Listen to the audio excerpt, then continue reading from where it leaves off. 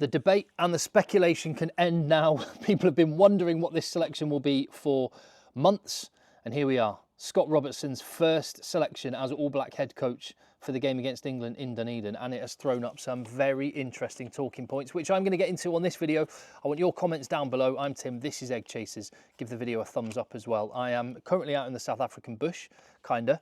I've come out from the Timbavati Reserve, and there will be more of my journey at the Simbavati River Lodge, by the way. I've had a lot of people in the comments saying, I want to see more of what you've been up to. I will. It's just a lot of content to get through. And right now, I want to focus on the rugby. So I'll get to that in videos to come. Right now, waiting to get on a plane at Hoedspruit Airport, fly back for the rugby island in South Africa at Pretoria, Loftus Versfeld. But let's focus on the game in Dunedin then, because it's happened.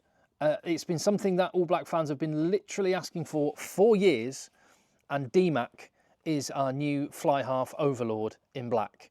He gets the 10 jersey, maybe the most surprising and significant selection in Razor's entire 23-man squad, however, is Stephen Perofeta wearing 15. I just assumed it was going to be Beauden Barrett. There's definitely a talking point there. Stephen Perofeta, I've seen him play 10 and 15 for the Blues. It's, to my money, look more convincing as a 15, so I think it's quite a positive selection there.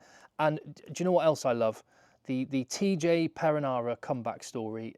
Who doesn't get filled with a bit of inspiration at the kind of romance of TJ getting a shot and he's back in? And do you know what? One of the finest sights when New Zealand are playing is a TJ Perenara haka. And I'm really happy that he's going to be able to do that and we're going to be able to see that. So, yeah, lots to talk about. Let's quickly, though, what do you make of that shirt? I'm so split down the middle. I can't decide if it's kind of got a classic old vintage feel, which I really love, and you can't really go wrong with just plain black and white. I didn't like it when they had the kind of design, particularly on the fan shirt, that grey fern at the World Cup. I prefer this as a shirt generally.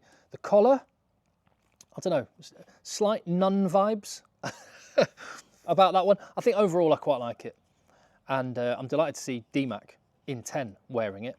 Well, delighted as a rugby fan, might not be so delighted as an England fan, because I'm a little bit worried about this All Black team from an Englishman's point of view. Other interesting selections, Samipeni Finau. He is the replacement for Shannon Frizzell, and filling that Jerome Kano, Jerry Collins mould, and the guy can bang. There's no question of that. So, yeah, he's been given the reins there. I thought that it would have been Ethan Blackadder, and I wouldn't have been unhappy if it was Ethan Blackadder, because I think he's an outstanding player. Fitness issues with him, injury, or is it actually again? No, do you know what? I'm just taking this as a positive selection, rather than selecting conservatively based on what people can't do. I think Razor is selecting on what people can do, and Finau can smash people. He can wipe people out. Watch out, Marcus Smith. He's gonna have to keep his eyes and his rear view mirrors engaged, because Finau is coming for him, I think. Sevu Reece on the right wing, another interesting selection. So your thoughts overall?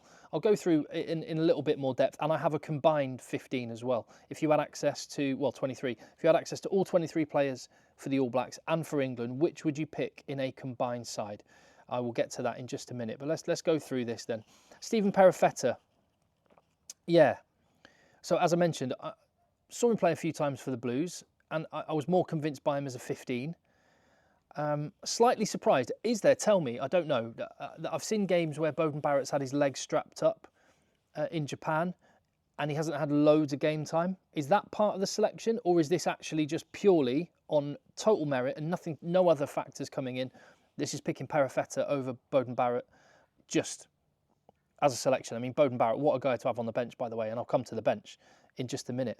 But I am slightly surprised to see him there. Not unhappy, but I wonder if fully fit and firing Bodie, would he get in above Perofeta?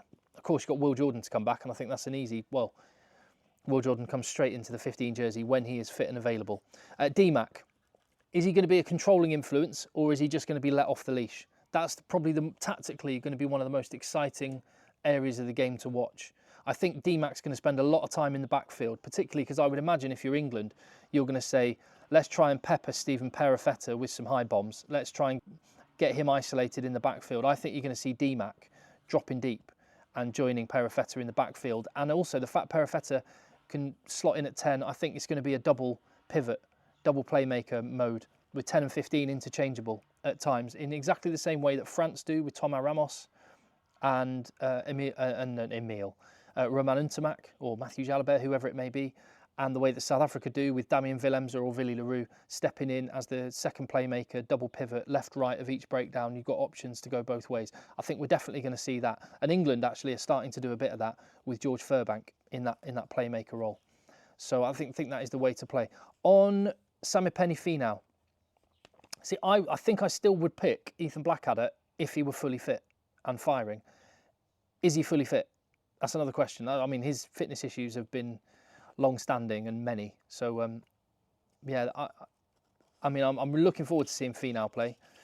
And, well, I suppose it does at least throw any suggestion of favouritism towards the Crusaders. It kind of throws that out the window, doesn't it? As I say, Finau can smash people, no question.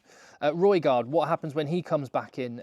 You'd think he'd make the matchday 23. Finlay Christie on the bench. TJ Perenara, just love his story.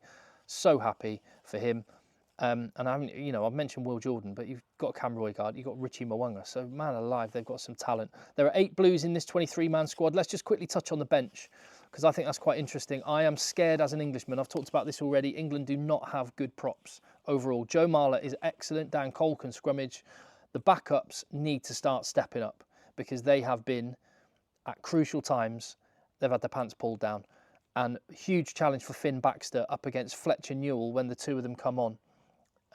That's massive, because Fletcher Newell is one thing he can do. He may be the best scrummager in the All Black side. And Ofa Tu'ungafasi, he may have dick fingers sometimes, but he can scrummage. So big challenge coming England's way. I am slightly worried about that platform. As for the wing, Sevu Reece gets selected. I could have gone for Caleb Clark for a bigger unit. Could have gone for Ironi Narawa for a steppier one. It looks to me like with Sevu Reece and Mark Telea, one thing that those two do is just work really hard. Off their wings, they go looking for the ball, and I think those are work rate selections. And obviously, Telea is one of the best in the world. Right, let me have a look at my combined 23-man squad. So, camera's on a wobbly table. There you go. So, if you had access to the 23 for New Zealand and the 23 for England, which 23 would you pick? As you can see, I've gone for 4 out of the front 5 for New Zealand. I think George Martin is coming of age. I would just go, and the way I've picked this as well is I've just gone 1v1, 2v2, 3v3, 4v4, all the way down to 23. Both teams gone with a 5-3 split on the bench. And yeah, I've gone for the whole New Zealand front row. That doesn't mean England are terrible at front row. In fact, Joe Marler and Ethan de Groot, I'd say that's a bit of a toss-up. And Jamie George is no slouch at hooker as well. Maro Itoje getting in ahead of Patrick Tuipulotu.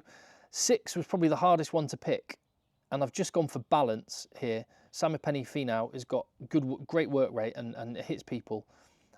I just think Cunningham South just has a big body, 20-odd stone, which I know other countries don't do stones. So what's that? It'd be like 115, 120 kgs. Cunningham South is getting on for 115 kgs. He's getting on for big boy. And for 50 minutes, he is just going to truck it up and make dents.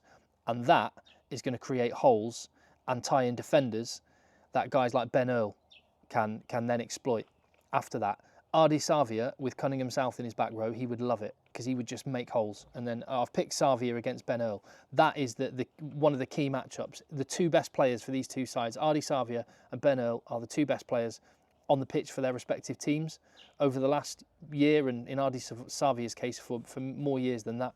And in the back line, as you can see, I've gone for 3 Englishmen. Again, 3 Englishmen in the pack, 3 Englishmen on the in the backs.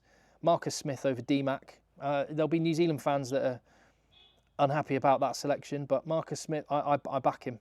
I back him. Marcus Smith has got his opportunity now. He's wanted it. I think George Ford is exceptional.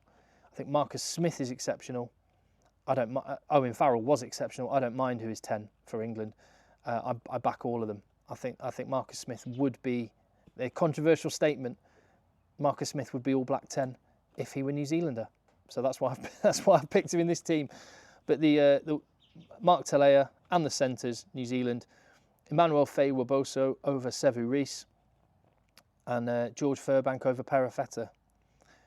Again, the 15s are relatively green in international rugby. It's going to be really interesting. Look at the bench, though. The bench, front row, New Zealand have got an edge, and that worries me. I do think, for what it's worth, New Zealand are going to win this one. I said the other day, I think it would be viewed as an absolute disaster if New Zealand were to lose 2-0. If they draw 1-1, I think that's a massive success for England, and I think it's a big disappointment of the start of Razor's reign. But hey, we haven't got long to wait now. Tell me your thoughts in the comments down below. I will see you on the next one.